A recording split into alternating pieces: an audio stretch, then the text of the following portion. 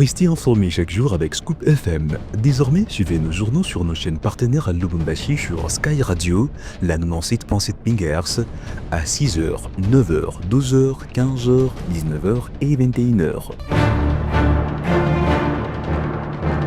Suivez-nous également sur la radio communautaire Moïseni chaque jour à 9h05, 10h03 et 21h juste. Le journal du Scoop FM passe aussi sur Kipushi 24 Radio à 8h30, 12h30, 16h juste, 18h30 et 21h30.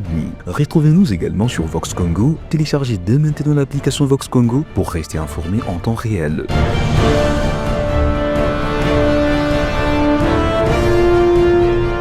Scoop FM, suivez-nous sur notre page Facebook et sur notre chaîne YouTube pour tout savoir sur l'actualité locale, provinciale, nationale et internationale.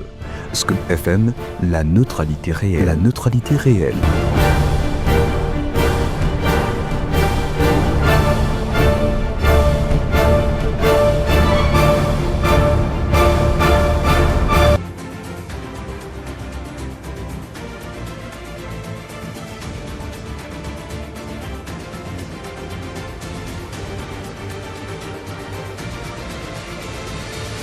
Nouvelle édition du journal sur votre radio. Bonjour à tous et bienvenue. Un seul titre à la une de l'actualité.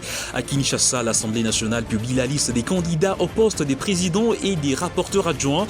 L'honorable Boki Songara Aimé est retenu pour la présidence, tandis que Moutita Kalonga Clotilde brigue le poste des rapporteurs adjoints. Un communiqué officiel du professeur Isaac Jean-Claude Chilumbaï en fait la preuve. Nous y reviendrons dans ce journal avec d'amples précisions, présenté par Gloire Diboué sous la coordination de Christian Mouchampa. Bienvenue à tous.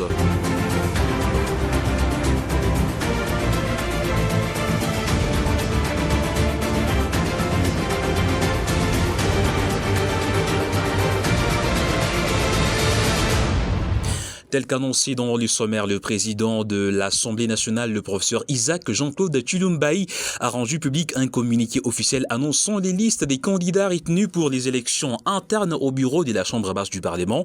C'est dans le document l'honorable Boki Songara Aimé est le seul candidat à l'élection du président de l'Assemblée nationale, tandis que l'honorable Moutita Kalonga Clotilde est en lice pour le poste des rapporteurs adjoints. Cette publication fait suite aux décisions du 4 novembre 2025 fixant les calendriers des scrutins et à l'examen des candidatures par la commission technique compétente. Les élections se tiendront conformément aux articles 26 et 27 du règlement intérieur de la Chambre basse du Parlement. Et puis dans l'actualité, à la présidence, au cours d'une cérémonie solennelle organisée lundi 10 novembre à la Cité de l'Union africaine, le chef de l'État Félix Tshisekedi Tshilombo a reçu les lettres de créance des 4 ambassadeurs extraordinaires et plénipotentiaires non résidents nouvellement accrédités en République démocratique du Congo. Gracia Akilimali nous fait les points. Il s'agit de M. Ilyas Ali Hassan de la République socialiste de Somalie, M. Léo Vinovesky de l'État d'Israël, M. Thias Baskoro de la République de l'Indonésie et de M. Duong Ching-Chung de la République socialiste du Vietnam. Homme d'État expérimenté, les diplomates somaliens et titulaires d'un master en droit de l'homme, d'une licence en administration des affaires, ainsi que des diplômes en commerce international, coopération internationale et en aide humanitaire. Monsieur Ilyas Ali Hassan est basé à Dar es Salaam en Tanzanie. Âgé de 59 ans, Monsieur Léo Vinovesky, ambassadeur de l'État d'Israël avec résidence à Luanda en Angola, est détenteur d'un master en migration et en intégration sociale au centre académique Ripin. Il est directeur du département des affaires économiques pour l'Afrique, l'Amérique latine et les Caraïbes. De son côté, l'ambassadeur Thias Baskoro, 58 ans, a une licence en relations internationales à une université aux États-Unis d'Amérique. Il a été directeur pour la coopération intra- et interrégionale Asie-Pacifique et Afrique au ministère des Affaires étrangères. Enfin, le diplomate Duong Ching-Chung est détenteur d'une licence en littérature vietnamienne. Il était directeur général adjoint du département Asie du Nord-Est au ministère des Affaires étrangères avant d'être nommé ambassadeur extraordinaire et plénipotentiaire de la République socialiste du Vietnam auprès de la République d'Angola. Il a été accrédité simultanément auprès de la République de la Zambie, de la RDC, de la République du Guinée équatoriale, de la République des Sao Tomé et de la République du Cap-Vert. Dans l'actualité, une très bonne nouvelle pour la République démocratique du Congo. La société civile africaine et la Commission africaine des droits de l'homme ainsi que le peuple reconnaissent officiellement les génocides commis sur les sols congolais. La nouvelle a été annoncée lundi 10 novembre par le ministre des Droits humains Samuel Mbemba au cours d'un point de presse à Kinshasa. On écoute les ministres des Droits humains dans cet extrait choisi par Gracia Akilimali. Certaines communautés, au cours des conflits armés dans l'est de la République démocratique du Congo. Ensuite, il y a le paragraphe qui recommande à la Commission de faire de même. Ce point dit demande enfin à la Commission d'adopter également une résolution reconnaissant et condamnant les violations graves et massives des droits de l'homme et les crimes internationaux en République démocratique du Congo, en ce compris le génocide. Là, c'était la société civile africaine. Donc aujourd'hui, il n'y a plus de doute. Le combat initié, je dirais conçu et initié par son Excellence, Monsieur le Président de la République, je dirais le couple présidentiel, en raison de l'implication de la très distinguée Première Dame dans ce combat a produit d'abord un effet au niveau de la société civile africaine qui a reconnu le génocide commis chez nous. Maintenant, c'est la résolution qui a été adoptée par la Commission africaine des droits de l'homme et des peuples. Son intitulé dit « Résolution relative à la justice pour les victimes des violations graves, massives des droits de l'homme et des crimes internationaux en République démocratique du Congo depuis 1997. » Poursuivant ce journal, l'armée congolaise FARDC continue de marquer des points décisifs dans sa lutte contre l'activisme des rebelles de la Convention pour la Révolution populaire CRP en sigle, dirigée par Thomas Lubanga en Ituri. L'intensification des opérations militaires sur plusieurs fronts porte des fruits, notamment par la récupération d'un nombre important d'armements appartenant à cette milice. Face à la menace persistante, l'armée régulière a renforcé ses troupes sur les littorales du lac Albert. Cette stratégie a conduit à une réduction massive des effectifs et des capacités opérationnelles de rebelles. Le lieutenant Jules Ngongo, porte-parole des FARDC en Ituri, a confirmé lundi 10 novembre à Bunia les avancées significatives des troupes sur les terrains. Il a précisé que les forces loyalistes contrôlent désormais de nombreuses localités qui étaient auparavant aux mains de cette rébellion. Et puis dans l'actualité, sous pression après l'ultimatum du vice-premier ministre de l'Intérieur, le gouverneur de Kinshasa, Daniel Bumba, dément toute implication dans la gestion des fonds destinés aux sinistrés des pluies, bien sûr, d'avril dernier. Il renvoie la responsabilité vers une commission nationale relançant les débats sur la transparence dans la gestion des urgences humanitaires en RDC. Nikez Umba. Le gouverneur de la ville-province de Kinshasa, Daniel Bumba, a rejeté ce mardi toute implication dans la gestion des fonds alloués à l'assistance de populations touchées par les pluies meurtrières d'avril dernier. Dans une correspondance transmise à la presse, il affirme que l'ensemble du dispositif d'intervention relevait exclusivement d'une commission ad hoc interinstitutionnelle placée sous la supervision directe du ministère de l'Intérieur. Selon lui, ni la planification ni l'exécution des dépenses n'ont impliqué les services du gouvernement provincial.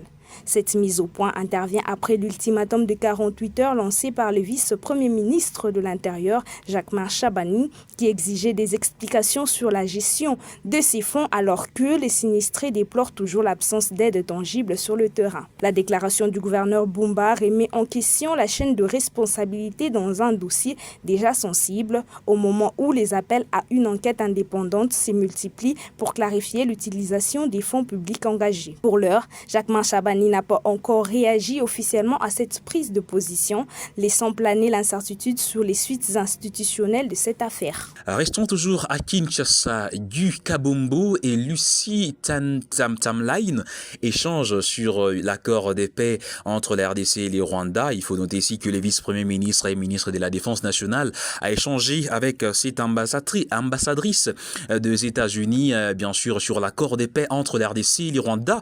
C'était le lundi 10 novembre 2025 au cabinet de la vice-primature de la Défense nationale dans la ville-province de Kinshasa.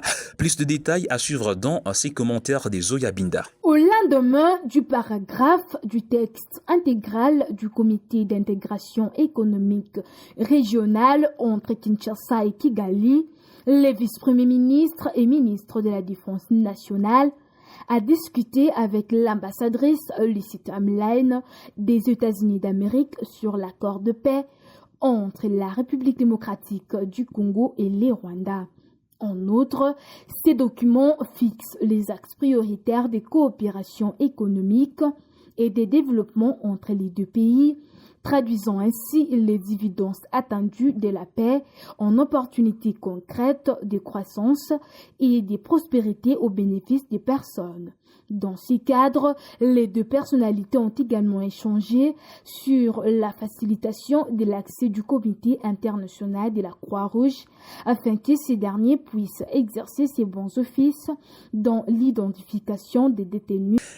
Dans l'actualité, sachez également que les médecins du Lualaba sont en colère. Ils exigent la tenue d'un procès public après la mort du docteur Emmanuel, médecin directeur à l'hôpital Mupandia, mort survenu dans la nuit du dimanche après un accident qu'il a eu avec les véhicules d'un officier policier. Ils l'ont fait savoir au ministre provincial de l'Intérieur et Sécurité lundi 10 novembre 2025 dernier. Mesdames et messieurs, avant de terminer cette édition du journal, place à la revue de presse avec Nikez Umba. Bienvenue mesdames et messieurs à cette revue de presse que nous ouvrons par ces titres de radio-okapi.net. Fin des travaux de modernisation de la piste de l'aéroport de Mbuji-Mayi, reprise normale du trafic aérien. Les travaux de modernisation de la piste de l'aéroport de Bipemba à Mbuji-Mayi sont achevés depuis dimanche 9 novembre, marquant la réouverture officielle du trafic aérien ce lundi 10 novembre. L'achèvement de ces travaux marque la fin d'une série de fermetures séquentielles à l'aéroport. Ce chantier lancé en août dernier visait à répondre aux besoins croissants du trafic aérien régional. Poursuivons avec ces titres de actualité.cd. À la COP30, la stratégie de la RDC s'est construite à travers les programmes comme le couloir vert Kivu-Kinshasa pour convaincre les bailleurs des fonds. Alors que les négociations climat ont débuté depuis lundi à Belém au Brésil, la République démocratique du Congo va d'appui sur ces programmes nationaux de protection des forêts comme levier pour convaincre les bailleurs et autres acteurs à augmenter leur financement climatique en sa faveur. Finissons, mesdames et messieurs, cette revue par ce titre de 7sur7.cd. À Lubero, les activités peinent à reprendre dans plus de 20 villages suite à l'insécurité. Dans la chefferie de Boswaga, située dans le territoire de Lubero au nord Kivu, la reprise des activités socio-économiques est difficile dans plus de 20 villages, plus d'un mois après les récentes attaques des rebelles des forces démocratiques alliées ADF qui ont causé d'importants dégâts humains et matériels.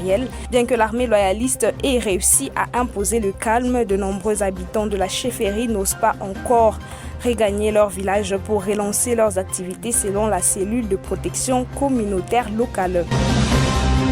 Merci à tous d'avoir suivi cette revue de presse. Nous nous retrouvons demain avec le même et réel plaisir. Ainsi s'achève cette livraison d'informations sur votre radio présentée par Gloire Diboué sous la coordination de Christian Mouchampa. Prochain rendez-vous demain. D'ici là, portez-vous très bien. À très vite.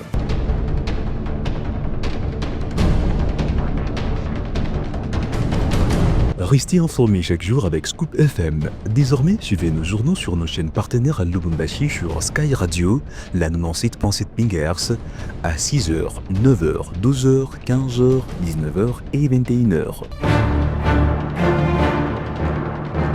Suivez-nous également sur la radio communautaire Moïseni chaque jour à 9h05, 10h03 et 21h juste. Le journal du Scoop FM passe aussi sur Kipushi 24 Radio à 8h30, 12h30, 16h juste, 18h30 et 21h30. Retrouvez-nous également sur Vox Congo. Téléchargez dès maintenant l'application Vox Congo pour rester informé en temps réel.